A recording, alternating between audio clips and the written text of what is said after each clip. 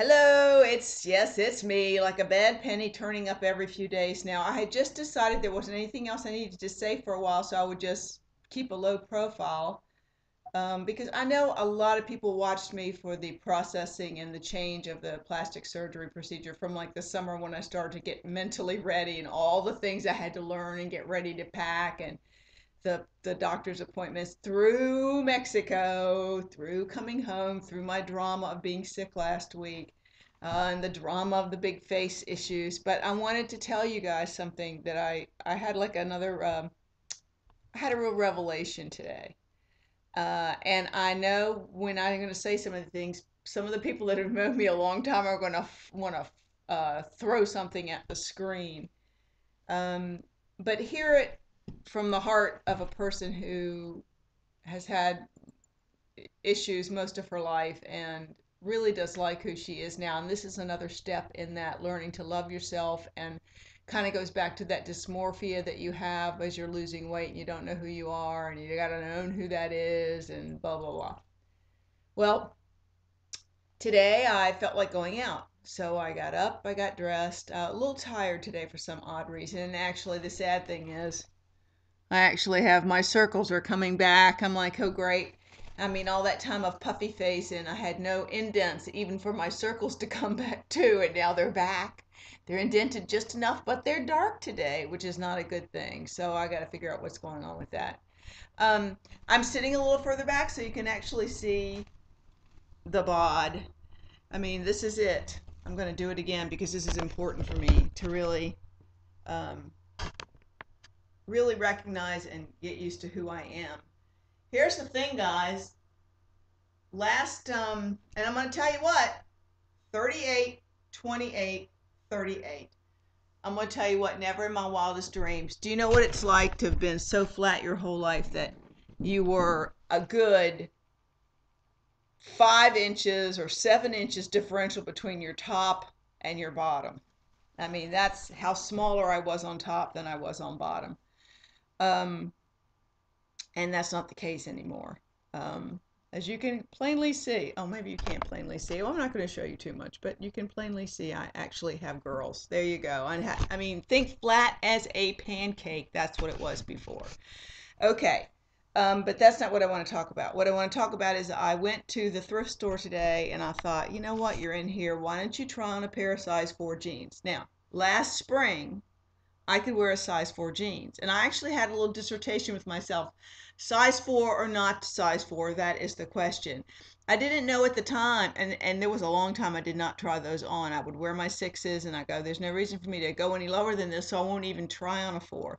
I mean, you know the fun of losing the weight, and every time you go in, you're trying the next size down and the next. It's so much fun when you're starting at like a 28, 26, 24, 22, 20, 18, 16. 14, 12, 10, 8, and boom, 6. And I'm a very comfortable 6, but there was a little season there, even though I would say my weight was within a 4 pound range of the same weight, 4 pound range, still to this day, I could wear a size 4. The 6s were a little big in this one style of jean I had. I had a 6 and a 4 in the same style. And so I took great pleasure in the fact that I could wear those 4s.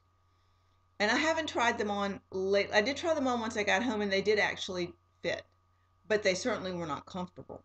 And that was when I think I was a little swollen still. But anyway, that's not the point. The point is I went to the thrift store and I couldn't get a size 4 up my butt. I mean, it was just, I mean, there was like this much difference that you couldn't close them to zip them. So obviously not a true size 4. Probably never was a true size 4, but my vanity let me want to believe that. But this is what I left the thrift store with today before I got home. In my mind, I processed and I went, last spring at the meet and greet, I was so thin. I mean, I didn't think about how thin I was, but people were like, oh my God, you're so tiny. You're so tiny. And I saw a few photos of me from the back that somebody took that I happened to have. And I went, oh my God, you are like a bony old lady. You hate that look. I had no butt, no hips, and certainly no boobs. And then so what's happened? That's like being that in the movies. There's always that kid sister character that's got a crush on the lead who when you leave he's going off to war and she's like 11 or 12 and is built like a rail and has pigtails and freckles. And then he comes back and she's got a figure and she's blossomed. Well, that's basically what I realized happened to my body. Having the plastic surgery, it has swollen me a little bit. I know they say you're swollen for 6 months, but honestly, I don't feel very swollen most of the days anymore. Now that I'm not sick and don't have that infection, I'm not swollen.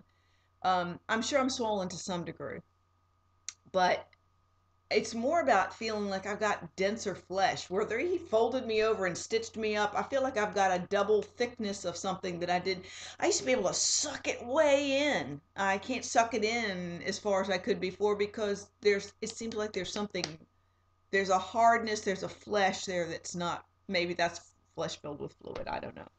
But regardless, I cannot be a size 4 anymore, but it's okay. I decided I'd rather be shaped womanly. It's more flattering than to be a stick figure, which is what I was as a size 4. I mean, there's a vanity involved with being a size that you kind of keep reaching for, and I know people can get addicted to that kind of thing. But I had to decide for myself that today I'd much rather proudly boast of my accoutrements of saying I'm 38, 28, 38 than to brag on being a size 4. If my size 4 meant I was a bony carcass, which is what I was. So, and that's it. That was my revelation today. I just thought I'd share that for all you people. You just never know what you have to work through, even when you've lost your weight and are at goal for like almost a year and a half, over a year and a half. I also decided I was not changing my hair color to a dark shade. I went yesterday and tried on wigs at the wig store. I said, give me a wild looking wig that's got dark brown cinnamony colors, sort of like what I got, but darker. And I tried on 3, 4 wigs. It's just too much contrast with my face color. It just did not, it wasn't me. Someone once said to me when I was querying about changing my look, Sally, that's your signature look. And you know what? It is my signature look. This is my signature look. Now, next Wednesday, I have an appointment to get my hair cut and colored. And I'm going to go in and say, give me 3 shades of blonde. Give me some dimension in the blonde family.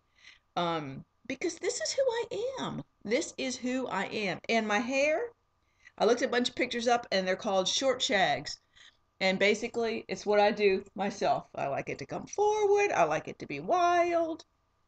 I like to put product in it. It's a little long, but I'm not going to cut it myself. I'm going to wait till the lady does it, the real lady does it, instead of me chopping on it, which is what I always tend to do in the end. So that's that. And I also went to Ulta today, and you'll be glad to know I met the queen of the fine cosmetic department, which is like 3 rows where the high-end stuff is that costs lots more money. And she was a lovely young girl.